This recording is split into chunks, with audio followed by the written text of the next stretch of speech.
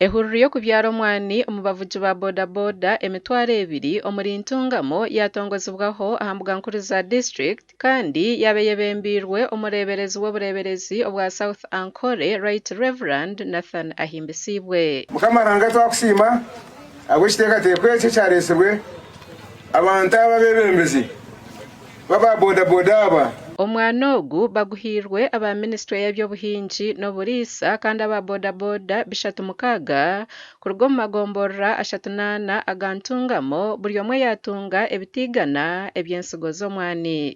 Nkabe nimbashaba tugira obumwe enkwatanisa deni tutungure omurimo gwitu ab'okuba nyowe ahindebire ngu ntuza kutunguuka omu gavumenti egi tukagishaba obuyambi tutakagiire mu karuru tukagishaba omu kwikumi omukoko banza yatuyamba yatuha obusente obwagiire omu magomborora orugombora yayetungura. Ekiteekateeko kyanje nikigira ninga ekiroto kyanje nikigira ngu by 2029 at least 80% abavugi ba bodaboda biine capacity y'okuhinga omwani ninga biinaho guteeka at least buli muvugi wa bodaboda babyire ebitu by'omwani igana at least 100. Mweni nyenda bodaboda nko kumutwire n'umunyegita umutwegita abasecurity mutwegiteho rero turwanise abo kwiba omuri Ntungamo district omwana gwitu mwagutwara kumurareba riyo nashoromo omwana ataraguhinzire bantumwe mwishe mutugambire. Bishop Nathan Ahimbisibwe yashaba aba bodaboda abatunga omwana ogu okugukoresa okuba ekyokureberaho omu kurwanisa obworo.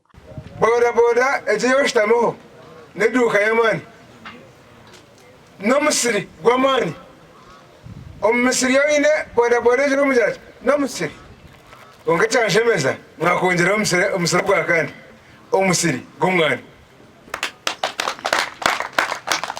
ate atirisiti wakugira emisiri engahe ebiri onka bibiri atugambira ngu orikuhinga emigiraki emisiri ye aryagira ebyokurya bingi. Bamwe mu ba bodaboda abatunga omwani bayoreka amashemererwa. Twashemererwa itwe nk'aba bodaboda abo kutunga omugisha ogukuteza kandi tuza kugezaho nagitu turebera omwana ogu turebe kimwe nitwe twagira isi twatuyamu kusiima rwanyisiriza ya NRM ahabwa amaani mahango agesapotingire bodabodas ahabwa okuteereza amaani ekateereza pati ya sako kandi ekatusapotinga so ninyenda kusiima munonga project egi okuteereza omwana ogw'okuza kubyara. Ntungamo hati n'emwe ahari za district ezirikukyerayo okuhinga omwani omu Uganda.